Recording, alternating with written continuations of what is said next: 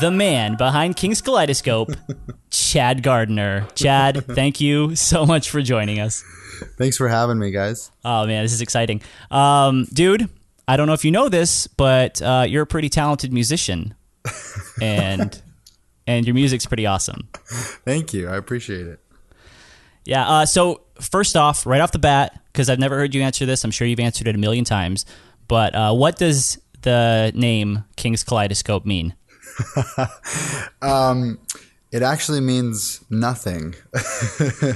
We had a million different band name ideas, and none of them felt right. And then one evening, while we were hanging out with some friends after a church service, we were it was the same conversation of, we need a band name so bad, and one of our friends just popped off the top of his head, how about King's Kaleidoscope?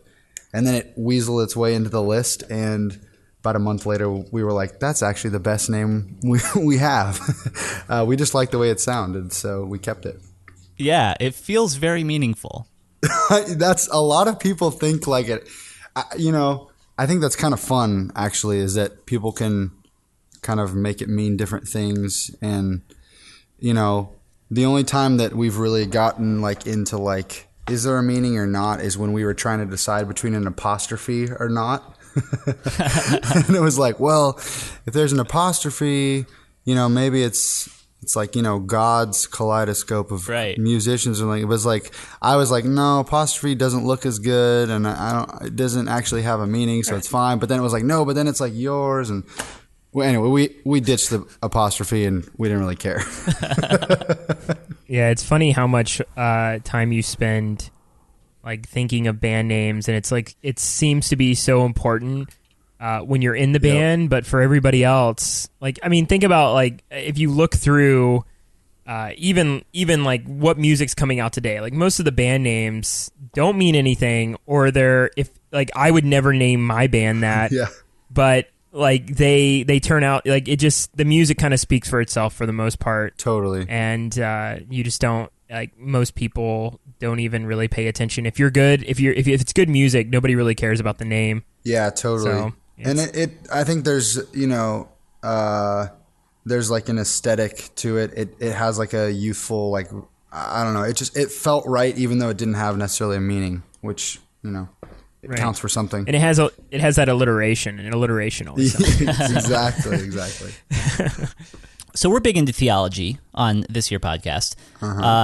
And my favorite song off of Live in Color is, I think it's your favorite as well, Felix Culpa.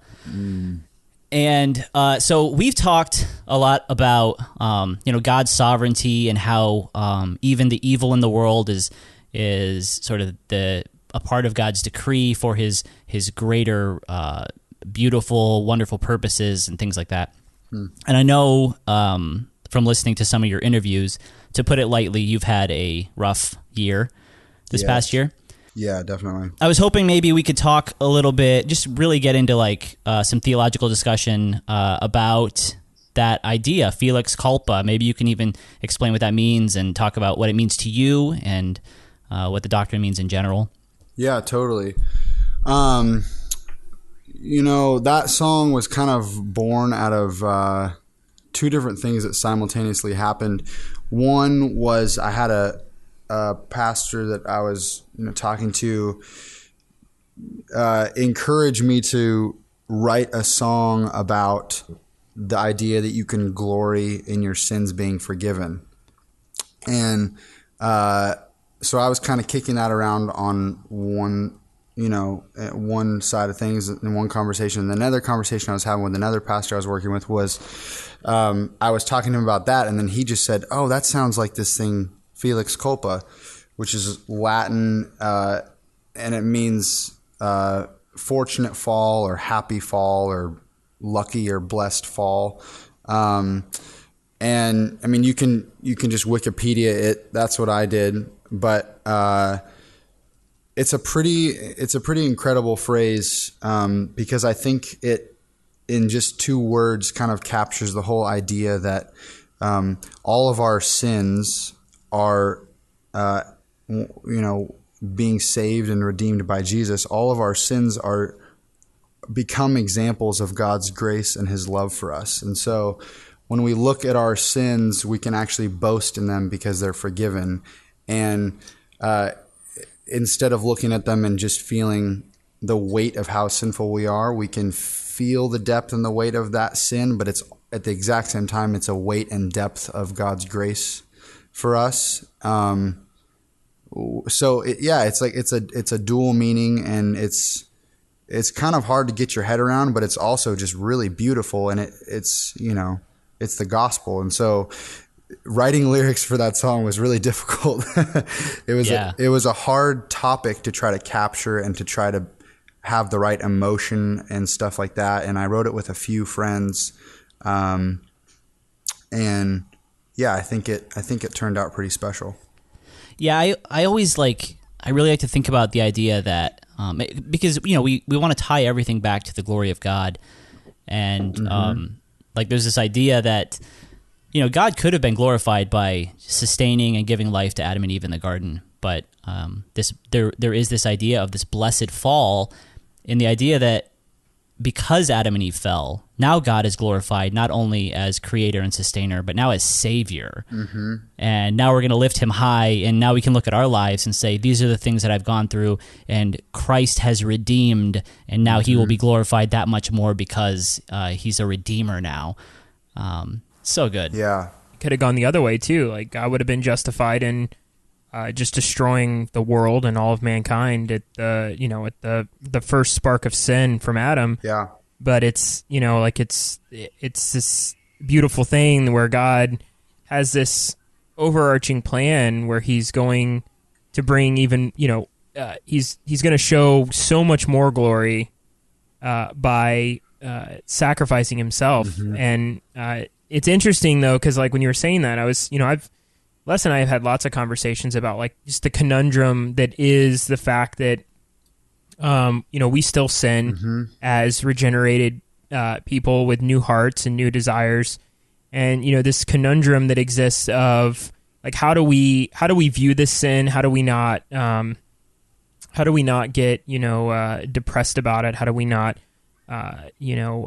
be sad about it? And how do we rightfully respond to it in a way that is glorifying to the Lord, but in the same sense, not make light of it and not see it as something that grace will just abound, right, and taking it lightly, right? And it is like this. It's I think it's something that obviously Paul talked about a lot. Even it's just continuing to do the things that he doesn't want to do, but not doing the things that he wants to do. And it's just like this, we now have this internal battle that didn't exist before, where we didn't really see anything wrong with sinning. But now we have this battle that goes on with our flesh and our heart. And I don't know, man. I think that, that idea speaks to Christians everywhere. That I think every Christian who loves Jesus and understands what he did, can relate to that. Yeah, I mean, I on our new record, there's a lot of, there's a lot of subtle ideas, or even more explicit ideas, of just kind of longing for new earth and heaven. And I think that, what you guys are talking about is that tension that we live in right now as Christians with sin, but being saved. And I just feel, well, I guess my hope is that all of that tension will make heaven so much more glorious to be freed from that, and I just, when I think about the tension, it doesn't necessarily totally bum me out that I'm going to kind of live in this, already not yet state for the rest of my life, because I think it's just another thing that will be beautifully made whole at the end of my life. Yeah, that's awesome. So, gonna go a little lighter here. So obviously, we told you before the show started that this podcast kind of revolves around, a lot of it revolves around kind of like beer culture, craft beer culture. I'm a brewer. Nice. So my question for you is, do you drink alcohol, and if so, what is your drink of choice? I do. I like whiskey more than beer. Yeah. Nice. But I don't drink a lot, and I'll tell you why. It's because it depends on what time, the season of my life that I'm in, but I have, in some seasons of my life, I have pretty severe anxiety disorder with panic attacks and stuff like that. And in those seasons, drinking for some reason doesn't help me as much. It can, even just a beer can help me make me feel a little weirder the following day. So, most of my buddies drink regularly, just, not getting drunk and stuff, but just for, like you guys, brewing and stuff. But I'm in a current season where I'm not really drinking that much alcohol, which is kind of sad because I have really nice whiskey sitting on my kitchen right now, and I just give it to my friends when they come over. Nice. Yeah. What kind of whiskey do you like? I have some Lafroig right over here. It's one of my favorites. I think Eagle Rare is actually I really like. Yeah. Yeah, and then I've got I have Deanston over there. So yeah. Awesome. Yeah, Lafroig is one of my favorite scotches. That and Lagavulin. I have a bottle of Lagavulin right now and a bottle of Lafroig quarter cask that are. I haven't been drinking as much because I'm in med school, so I don't have a. Wow, that's intense, man. Yeah, I don't have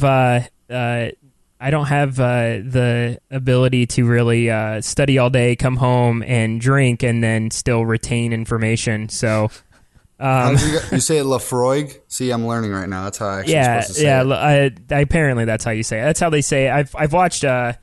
I'm like a super geek with this kind of stuff, so I go on YouTube and I watched Lafroig. If you ever want to know like the amount of craftsmanship that goes into Scotch whiskey, there's a really good video on YouTube where the head I don't know what you call him, distiller, I guess, of Lafroig kind of walks you through the whole process of how they make it, and they've been doing it for since the 1800s, I think.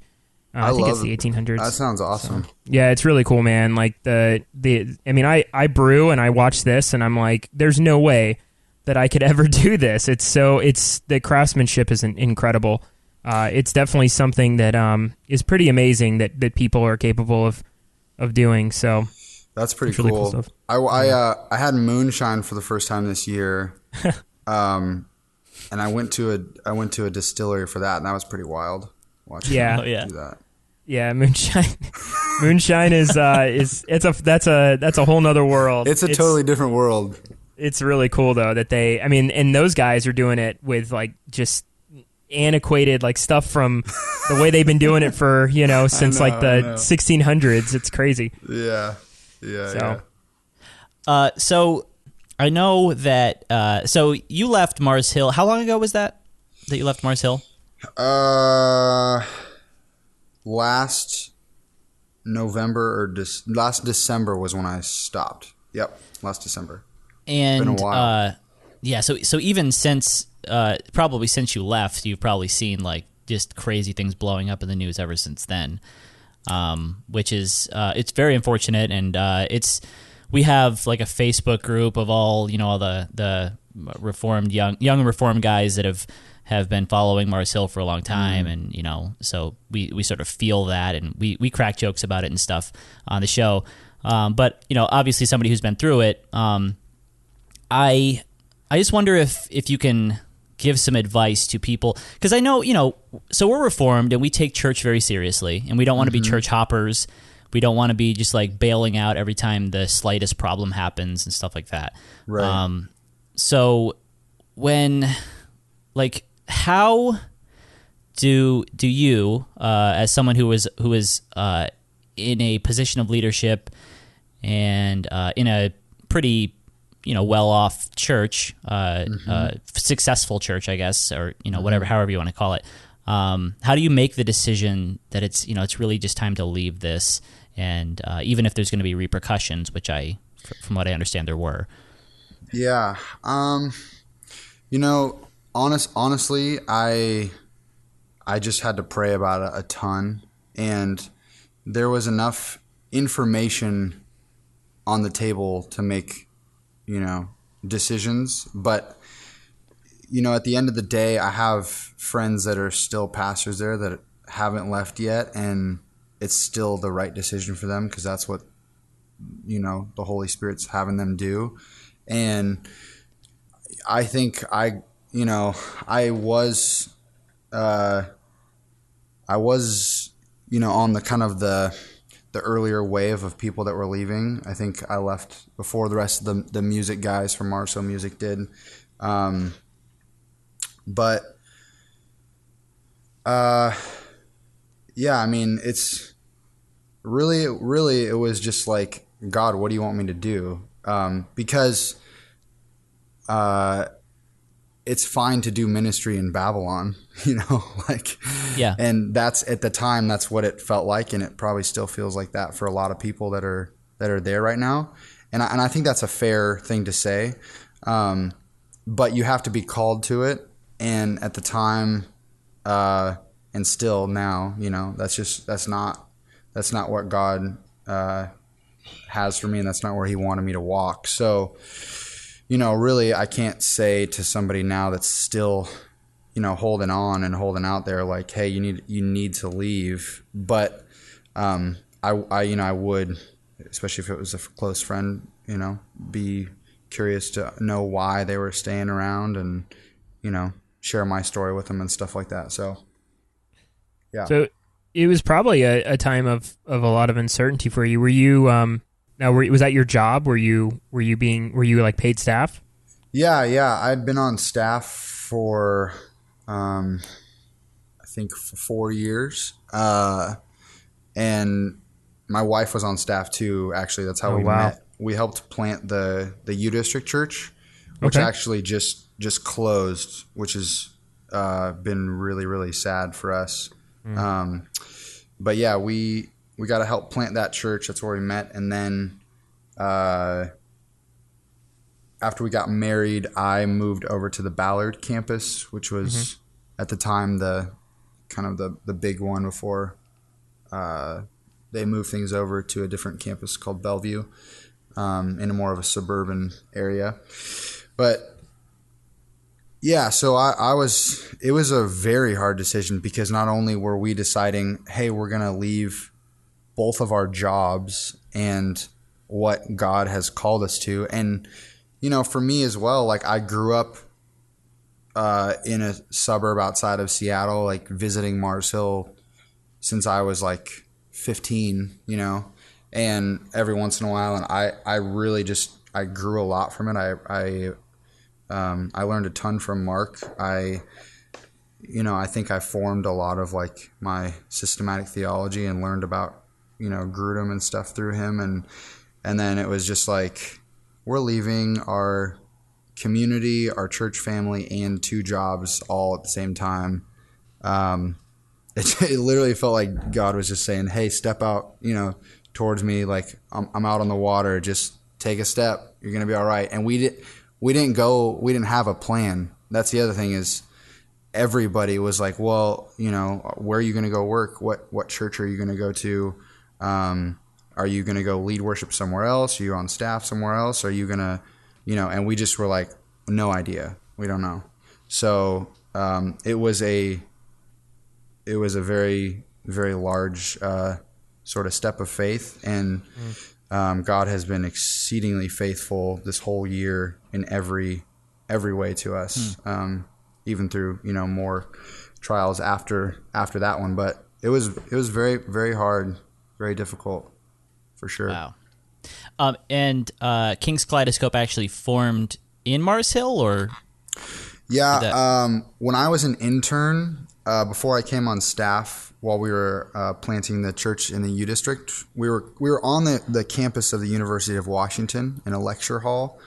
I started leading, and that's kind of when the band formed. And then later, like at the next year, I came on staff, and we got a building and stuff like that. But that was, those were just fun days. Like that whole church was super formative for me in how I understand how church can be run. And it was like, I mean, it was just seriously the wild, wild west. Like we had, the the lead pastor was, I think, 26 or 27, and Wow. I was 22, and so I was the worship, leader, and all the rest of the staff was in between our ages and interns younger than me.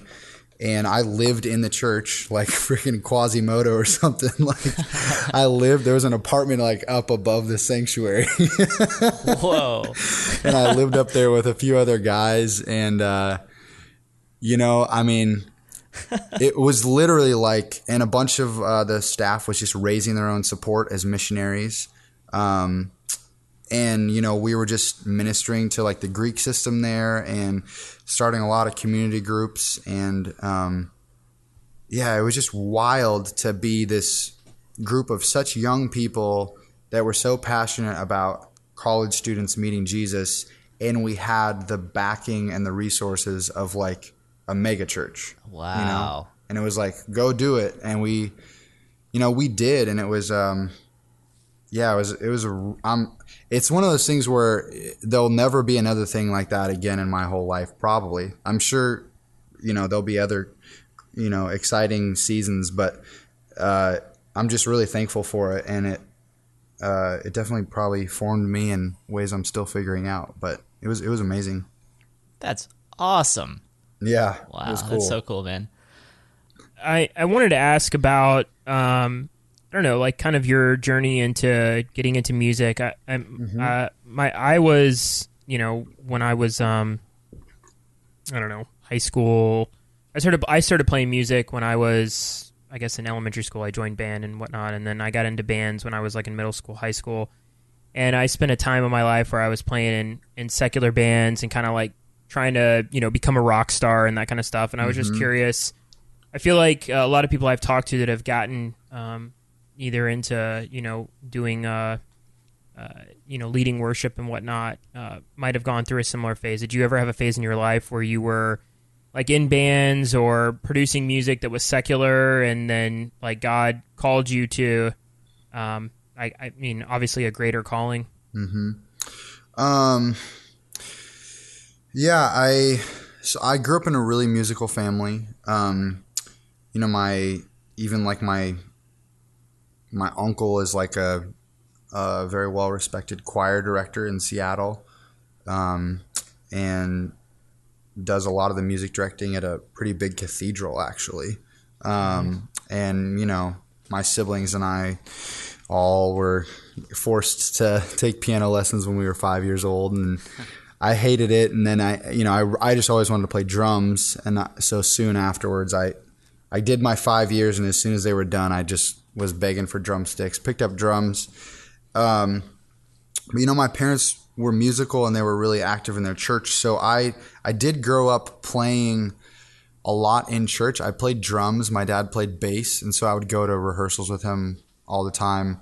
But my first kind of like experience of just doing music kind of just for me was I started producing hip hop music in middle school, and I became a DJ. And that's like, because when I was in, I would say like elementary school, I pretty much listened to Christian music, or whatever my parents were listening to. And then like middle school was kind of where I found the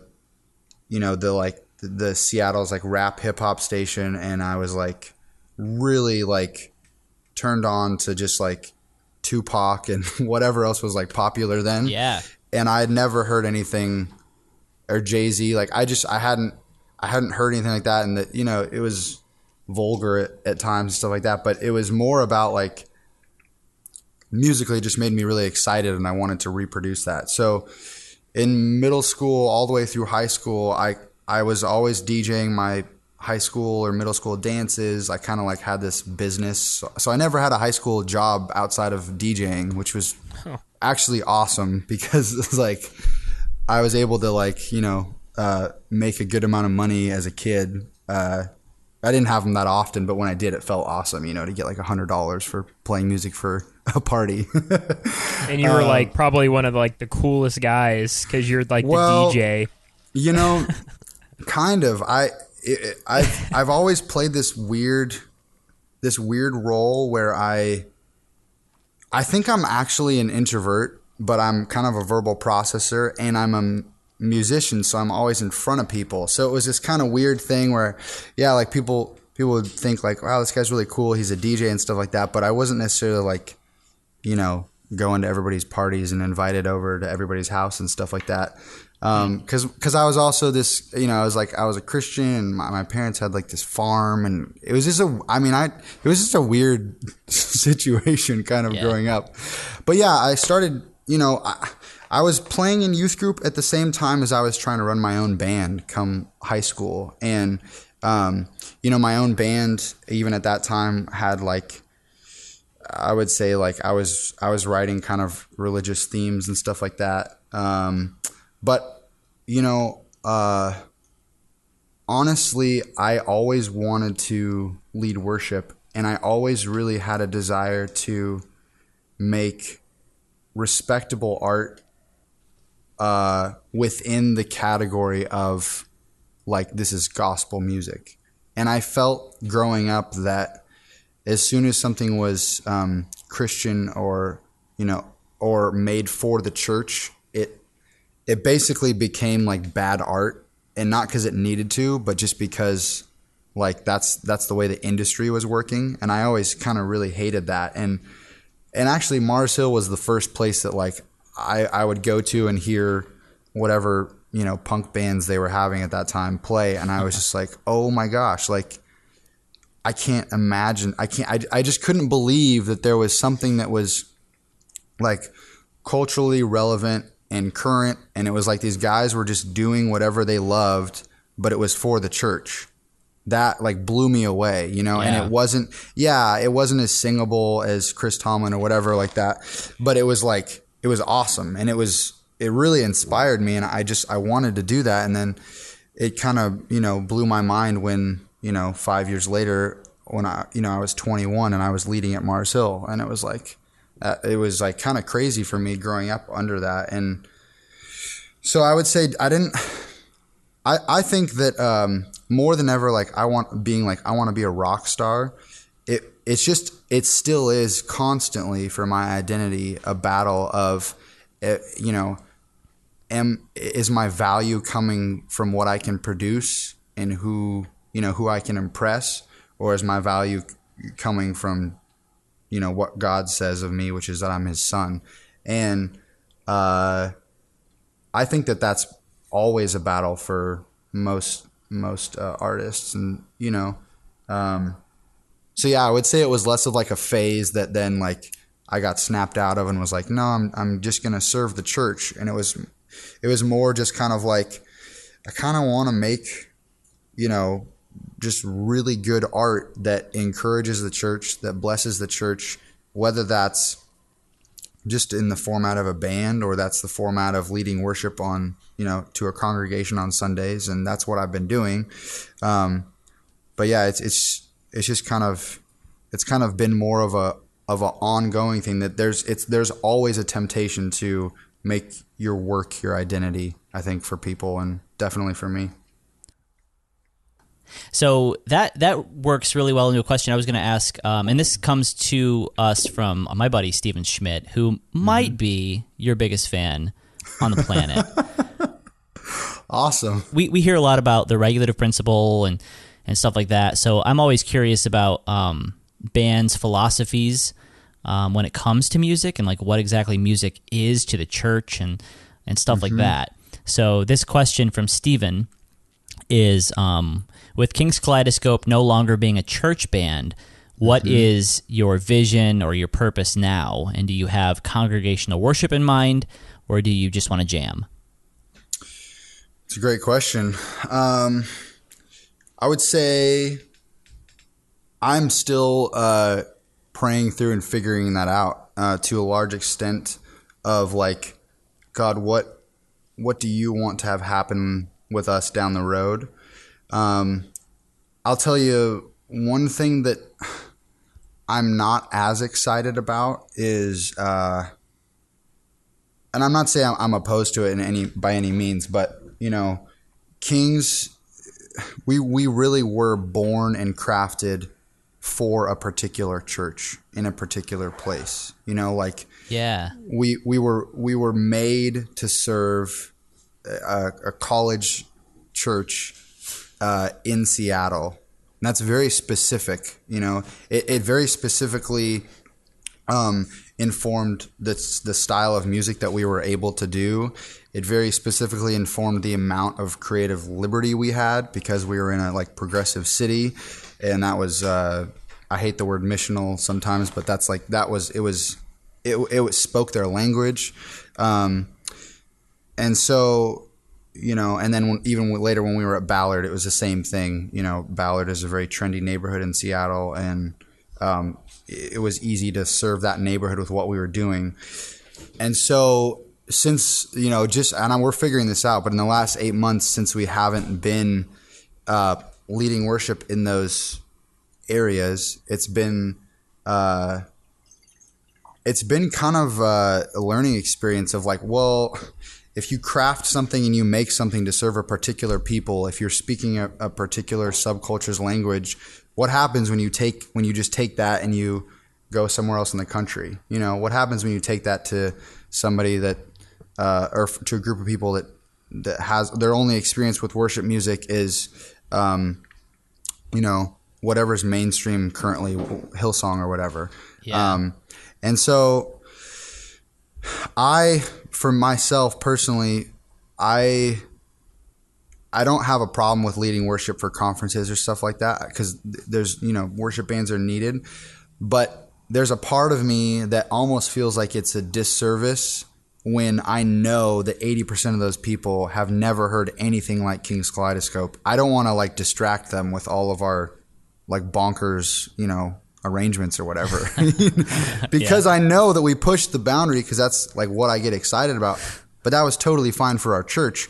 But when if I'm going to go to Texas and like just pull up with King's Kaleidoscope and lead conference for worship, it's like, that is a great thing to do, but it's almost like I would rather like sort of try to figure out who I'm going to be serving and serve them well.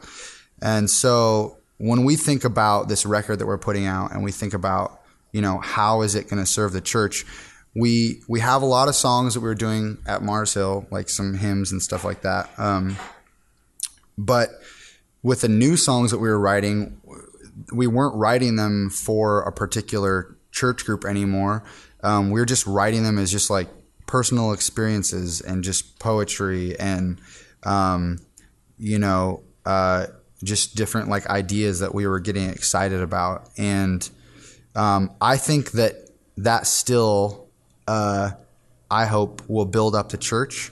Because I think with a lot of recorded worship music, it's like, you know, when you make something for congregational like participation, has to be simplified to a large extent because you have 1,000 people and they're from all over and they've got to sing it together, which doesn't necessarily make for the best recorded music. Because then when you just want to listen to something in your car, you know, how long are you going to want to listen to that for if it's so simple? For me personally, that's the way I feel about it. So our new record definitely is less congregational, I would say. And I would say like when, you know, the events that we're going to try to do coming up, man, when we get opportunities to go lead worship, I'm thankful for them. And I really want to go in not as like King's Kaleidoscope galore with like all the like bells and whistles, but like how do we serve those people individually? But as far as the record we've just made, it's much more like I'm really excited to start playing some concerts and shows that are highly inspiring and just like, I guess just spiritual would be a good word for them. You know, like almost like I was going to this concert to be entertained by this really good band, and man, they're just like worshiping on the spot, and it really is inspiring me and encouraging me. Like that's kind of how I'm feeling, but it puts us in a weird place because it's, you know, our labels and stuff is like, well, how do we market them? Like we can't really pair them with this worship scene necessarily. We could, but half their songs don't make any sense in that scene now. But we can't necessarily pair them in a like just an alternative scene because it's too gospel-y and, you know, theological, or it's too much about Jesus. So, you know, we're kind of running in our own lane right now, which is scary and exciting at the same time. That's a long answer, but that's kind of where we're at currently. Yeah, it seems like that I think most artists in this kind of this genre, I guess you could call it, or whatever, either go, like, I guess they have three choices. Like, they can either go, you know, full praise and worship, or they can be like a Christian rock band where they play mostly concerts, or they can release albums that are praise and worship, but also do like their own thing where they're kind of like exploring their creativity vein and stuff like that. But it sounds like, you know, that you guys are trying to say, well, like, no, forget that. Like, I'm not going to choose one or the other. we're going to do both. And that's, yeah, I mean, it's a good way to avoid living a double life as a musician.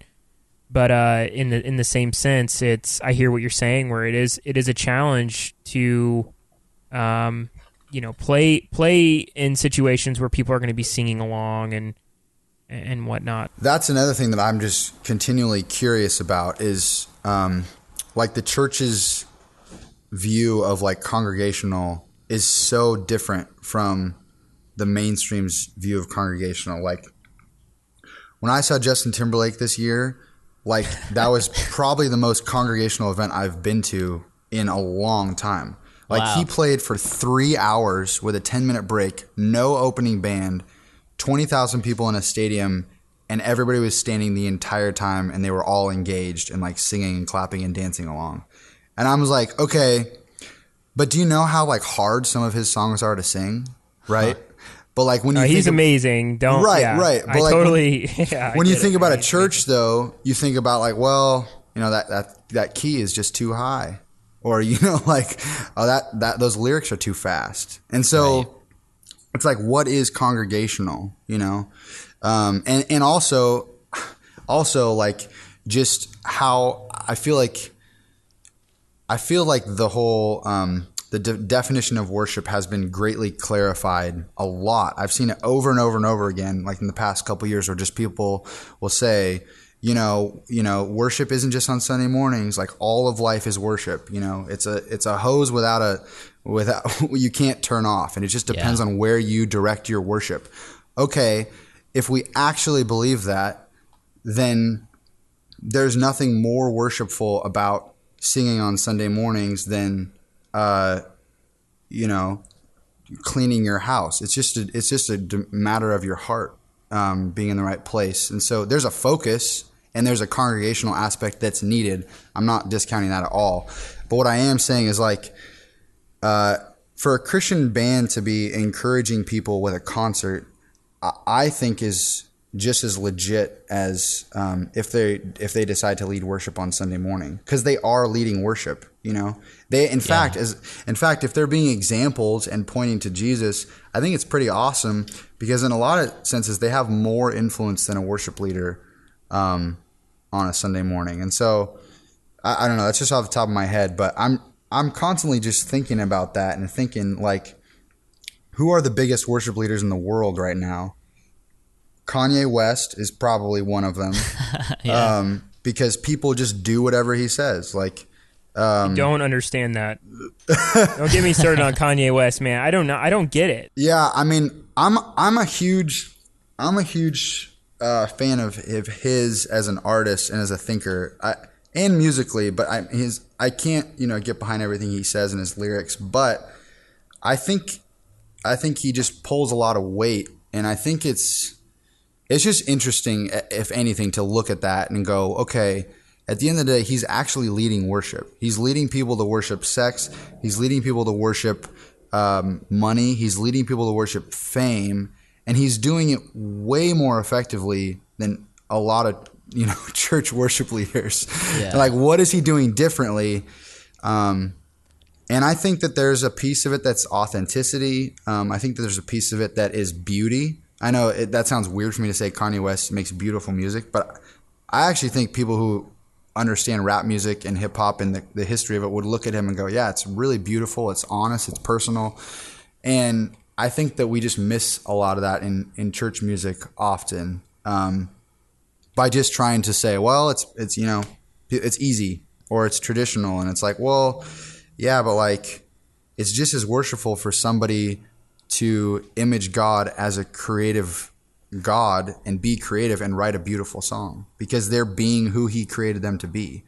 And so yeah, I mean that's kind of what we want to do is just like, who did God create us to be? Well, he created us creators, and maybe he's just as happy if we just created something than if we led worship. And if we did it out of a worshipful heart, you know, it's not necessarily one's greater than the other, but we still love the church, you know, we still want to serve them. That's the, you know. Do you find it more difficult? I mean, I guess the answer to this might be obvious, but more difficult to sort of, I don't know, I guess repurpose hymns and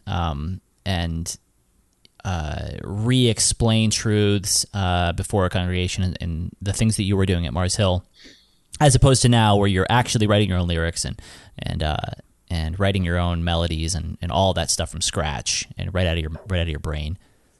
Yeah, it's way easier to. I mean, well, partially that's just the way that. Partially, I think that's just like what I'm a terrible lyricist, and I'm not. Well, maybe I should give myself a little credit. I'm not terrible. I'm bad.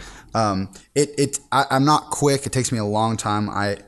This is the first time I've ever really like written my own lyrics, but. And to me, the thing that's easy and fun is arranging. Like I can arrange all day long. I can produce stuff all day long. So for me, that was always I would say this. It actually got to a point where I was pretty like bored because I felt like I wasn't. I felt like the thing that I love most about being in a church and serving in church is the discipleship and the shepherding of like the flock and of like the bands that I was working with and the people. That is what makes me really excited. But musically, I think I got to a place where it was like, man, we have songs that, you know, and there was a bunch of worship leaders, so there was a lot of decisions I didn't have to make, and there was a lot of other work that was already being done that I didn't always have to do. My job was just to kind of lead on Sundays and arrange stuff, which felt a little bit like I wasn't having to depend on God for nearly as much. And now it feels like, holy smokes, I don't just have a catalog of like 30 songs that I know are good that I just get to pick from and arrange. It's like I just it's scary to just think of like just being yourself and how to worship God by just being yourself without having something handed to you. And I don't know if that makes sense, but it's just kind of like, man, if I don't have like a goal to conquer necessarily, it almost takes more faith to believe that I could just sit at home and play my guitar and that Jesus would love me just as much as if I like did a really good job leading worship on Sunday. Wow. You know? Yeah.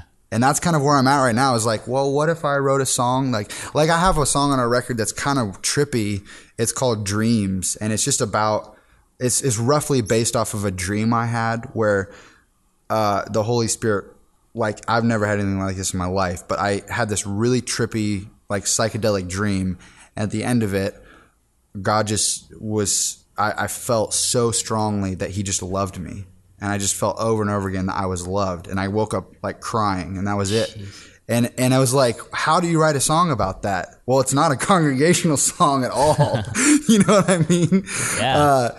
But it's a really cool song that's on our record. And I look at it and I go, well, you know, maybe people are going to look at this and read the lyrics and go, well, that's not theologically accurate. You know, when I say like, once in a while I close my eyes, drifting to sleep, you come alive. I'm talking about, you know, God's like, you know, felt presence. It's, somebody's going to go, God doesn't come alive when you go to sleep, you know? Like, right. But it's kind of like, I'm okay with somebody saying that. Like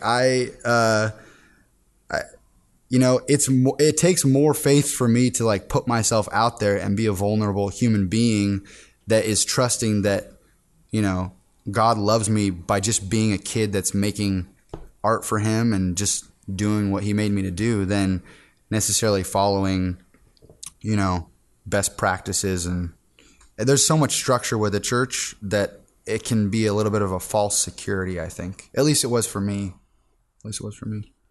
Yeah, I think like I don't know, man. Like that. While you were talking about that, it made me think about a conversation the lesson I had recently about basically, you know, people who aren't involved in maybe direct ministry, like they're not pastors or elders or they're not worship leaders, right? You know, I think there is like this idea that, you know, the people who are preaching on Sunday morning or they're missionaries or they're worship leaders have maybe a I don't know if the right, like greater calling, or they're doing more for the kingdom. And while you were talking about that, I was thinking, because like, you know, as you know, I'm in med school, and I think a lot, like lately I've been thinking a lot like how do I, you know, bring glory to God through what I'm going to do, and how do I make an impact in what I'm going to do? How do I integrate my love for the Lord and in my job and the thing that I have passion for? And you know, I think that it's important to talk about these things. Like now you're pursuing this area where you're creating, you know, partially for the sake of creating because you enjoy it and God's given you a passion for it. But in the same sense, I think there's a lot of people who would look at it and say, well, you know, when you were a worship leader, you know, you were leading all these people to worship and whatnot, and people can discount how somebody looking at you and seeing you, these God-given gifts that you've had and that He's given you, and this passion that you have for it, and the fact that you're glorifying God through it, and worshiping Him for just giving you these talents and giving you this enjoyment of being able to do what you do. You know, I think that that's something that people maybe just don't talk about enough and don't recognize enough. And I don't know. I think it's definitely something that's important to think about and talk about. And as Christians, we're not all called to, you know, to preach on Sunday morning. We're not all called to lead worship, you know. So it's important that there is a voice out there for people who are just doing what God has called them to do and doing it to the glory of Him. And I don't know. I think it's something that we have to contemplate on, and how we can bring worship into our workplaces or in whatever passion God's given us. So that's really cool. I think that's just so important, especially when you just look at like how many, you know, like we're all the church, including the pastor.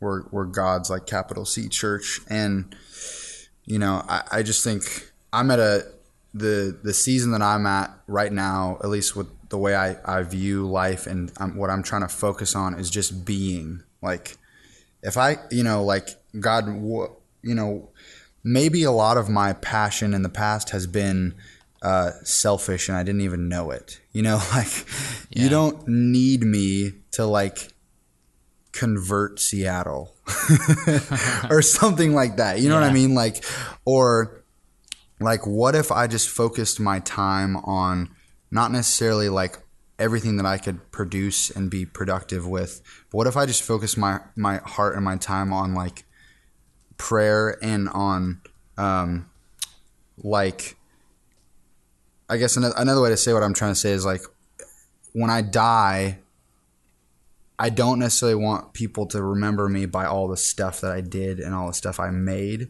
I'd rather be remembered by like, you know,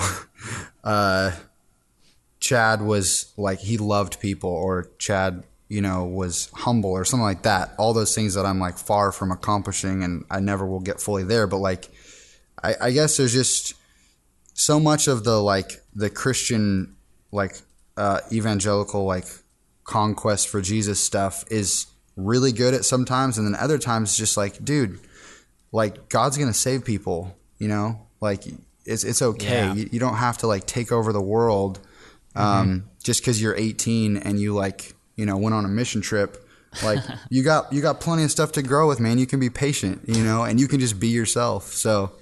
And God uses ordinary things and ordinary lives.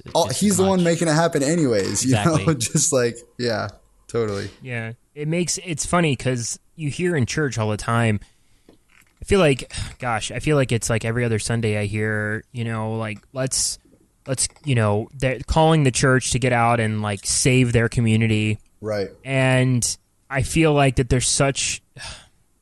like there's neglect to recognize like recently I was like reading through Colossians, and where Paul talks about, like he says, whatever you do, work heartily as for the Lord and not for men. And it's I feel like there's like this missing gap where there's not this talk about, like, when we say like let's go out and make an impact in our community, like let's get down to brass tacks and talk about how, like, why don't you just go to work and put a smile on your face and be joyful and be happy for the talents that God's given you and the provision that He's giving you through your job or your passions or whatever it is, and work heartily for the Lord. And in that, I'm not saying like just keep your mouth shut and not say anything about Jesus, because obviously we know that faith comes from hearing. Yeah. But I think that it's, if you're at work or you're doing your hobbies even, and you have like a scowl and you're not joyful about what God's doing in your life and what you're doing and the passions that He's given you, then what kind of, like, when you start to talk about the gospel and when you start to share about Jesus, how is the person listening to you going to relate like this amazing joy that you're talking about, like being delivered from death? Like you have completely been died to this curse that you had, and now you've been risen with Christ, and you're talking out of both sides of your mouth because you just came from a point where people notice when you're miserable, people notice when you don't have joy, and I think that you have to start from the basics, which is just have joy in what you do and just work heartily for the Lord and put a smile on your face. And then when you do preach the gospel, people are going to, when you're talking about it, they're going to be like, yeah, I see that joy in you. I see that there's, you don't get your worth from the world, from, things that come from the world. Your worth is something higher. And it's, I think that's super important, man. I think we have to enjoy what we do, and even if we're in a state where we're not doing what we necessarily want to be doing, we have to see it as something that God's called us to, and put a smile on our face so that we're not talking out of both sides of our mouth. Amen. All right, we're going to very abruptly shift gears. All right. So we're going to play a very, very silly game, but it's really fun if you sort of get into it. So we're going to play a game that we play on the show pretty much every week called Would You Rather. Tanner, would you like to explain to Chad how Would You Rather works? I'm not good at explaining it. You explain it much better. Go ahead. I'll explain it. So this is how it works. We are going to offer up to you 2 Would You Rather scenarios. And once you have them, we will open the floor for questions, and then it's up to you to garner as much information as you can about these situations, these scenarios that you would live in an alternate reality. Okay. To find out which one seems more appealing to you. Neither of them are going to be ideal, but basically which one is less terrible. I love it. Okay, good. Less terrible. Basically, yeah. Yikes. All right. So this Would You Rather comes to us from the gentleman who introduced me to King's Kaleidoscope probably 3 years ago. All right. His name is Josh Mullen. He's an awesome friend. He might also be your number one fan. So Josh asks, would you rather have an extra mouth that you have no control over? Oh my gosh. Let that set in for a second. Okay. Or every time you sneeze, you adopt a pet moose. Okay, I love it. Those are good options, actually. Now, we're opening the floor for questions. Where's the mouth? That's a really good question. Tanner, would you like to choose? The mouth is it's in the center of your chest. Oh. And you can't control it. Right. You cannot control the mouth. Every time I sneeze, I get a moose. Where did the moose pop up? The moose pops up somewhere within the property lines of what you own. Okay. So if I don't know where you live, do you live in an apartment or like a? Yeah, I do. Okay, so I live in like a loft apartment, so it's tall enough for a moose, but do you have like bedrooms at all? Yes. You got like one bedroom? Just one, yeah. Yeah, it's rough. Yeah. So it's going to pop up. It just randomly pops up somewhere within where the land that you own, which is in your case, this apartment. Okay. Is it a male moose or a female moose, or is it alternate? Or random. It's random. And when it is a female moose, be aware that the female moose is always in heat. Whoa. And so if there's any male moose around, it's gonna get a little crazy. And if there's two male moose around, mooses, I don't know how to do the plural. I think it's meese. Meese? Okay, If there's male meese, it's not meese, but it's fine. We'll go with meese. If there's male meese, they are going. Now, I don't know if you've ever seen this. This is like National Geographic, like platinum, like footage. Meese fighting over a female. This is going to be going on in your living room. They're going to be like straight up, like horns going at it for this female. Okay, I got the next question. Okay. Does my decision go into effect as soon as I decide, or do I have like a time? Like, will it happen next month? Will it happen at Christmas? Like, when will this happen? Yeah, I'm looking at both options. Yeah, these are going to happen when you wake up in the morning tomorrow. Ooh, yikes. Okay. Well, so far my thought process is I could probably just make a muzzle for the mouth, like a strap-on muzzle. For the moose? No, for the mouth. Oh, the mouth chest. on your chest. Like, basically to keep it from yelling at people or like cussing. Like, well, hold on. You haven't asked about what the mouth What's could the have. demeanor? The mouth could have great theology. It could have a great voice. I mean, it could be a backup singer for your band. I can't control it though. Yeah, but you need to inquire about the mouth a little bit more. Okay. Yeah, like, what's the personality of the mouth? It's an Arminian. It's an Arminian mouth.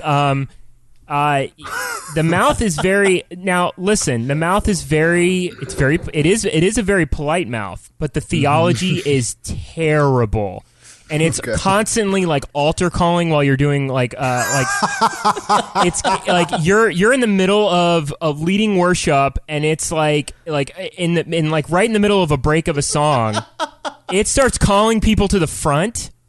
And so people are like really confused. Oh, they don't understand what's going on. So you got to deal with that. Can it beatbox? Les. Is that to me? That's to you. It definitely can. But you have to make it happy in order for it to do things like that, which you totally can. Does it know how to play guitar with its tongue? Sure. Sure. Well, yeah, I'll give you that. It's fine. Okay. But it's a loudmouth, nice Arminian that can beatbox. It sometimes puts a little prosperity in there. I mean, it's got bad theology. All over the place. So I would definitely have to figure out how to get a muzzle for it or something. I'm just thinking like Iron Man with a mouth, and he's got to wrap it or something like that. Okay. So if tomorrow, and then the other thing is, like, if I think about the moose thing, I have allergies, so that's a lot of moose or meese or whatever we're calling them. Are you allergic to meese? Oh, probably. But the thing is, that could be a pretty successful business if I had a bunch of property that I lived on. Because you said within the lines of my property. So maybe if I could find like an island or something, I could sell moose to whoever needs them, or I could run like a hunting island where it's just moose everywhere. Yeah. That's my idea right now. Is like basically I could have my own island that would always produce meese, and then I could just charge people to come shoot them and take them home, and there'd always be plenty of them. So like I could just basically, I don't know where that would be a successful business. Anywhere there's hunters. Let me sweeten the pot of the extra mouth for a second. Okay. This mouth has absolutely perfect pitch. Okay. It is literally the greatest opera singer that has ever existed. So if you can somehow figure out a way. It's Armenian opera, though. Les. Yes, Armenian it is Armenian opera. So he will not sing any of your lyrics that have Reformed theology in them, unfortunately. But if you can manipulate this mouth to do your bidding, it will be groundbreaking in the music industry. Okay. Because I could probably like learn enough to sing some harmonies with it, operatic style, and we could maybe go to New York and make some money. Is what you're saying? Yeah. But in the media, he's really going to be pushing unlimited atonement. I think I'm going to have to go with the wait. You can't answer. You can't answer until we close the floor. Les has got to close the floor. Sorry. Les has got to close the floor. Do you have any more questions? Oh, man.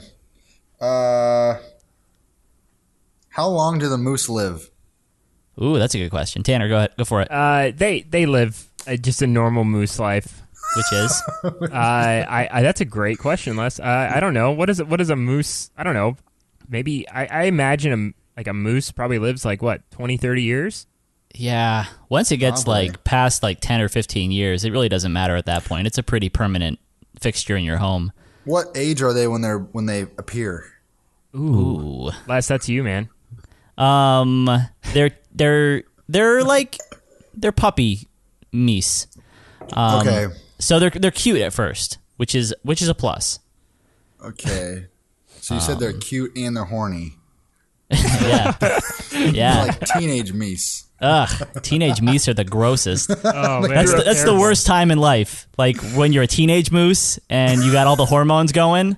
You know, for the first time, you don't really know what's what. You don't have your antlers There's like yet, moose acne everywhere. Ugh, it's disgusting. Gross. All right, I'm going to go ahead and close the floor for questions. Chad Gardner, would you rather have would you rather have an extra mouth that you have no control over, or every time you sneeze, you adopt a pet moose? I'm going to take the moose. I'm going to take the moose. I'm going to buy an island. Uh-huh.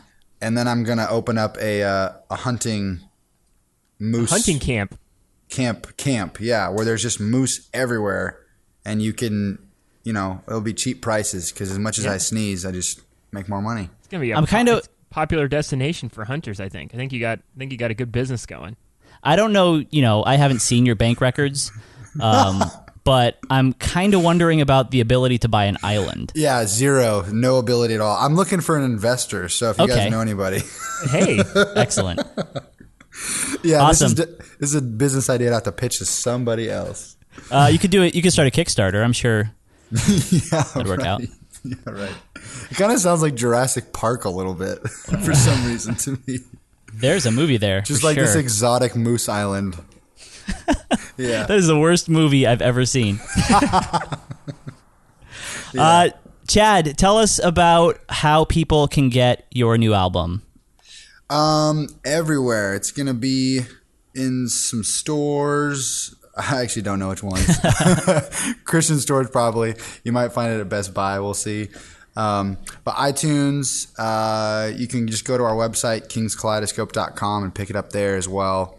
And for the people that want something fancy, we're selling vinyl there also. Oh, man. Ooh, I love my vinyl. Dude, these albums look amazing. The vinyl albums. Tanner, you gotta get it. I gotta get excited. it. Gotta get it. Dude, so this is your first LP? Becoming Who We Are? It is. We've done 4 EPs, and this is kind of our first one. We've self-produced it. We we kind of self-funded it by playing some shows and doing a pre-order, and yeah, it feels pretty incredible, actually. That's so awesome. Well, if you would like to contact us, you can join our Facebook group called The Reformed Pub. You can follow us on Twitter at Reformed Pubcast. You can email us, reformedpub@gmail.com. And you can always leave us voicemails by calling 772-405-7327. Thank you for listening to another episode of the Reformed Pubcast. We hope you enjoyed listening to it as much as we enjoyed making it. Until next week, cheers and amen. Every day at dusk I chase the sunset.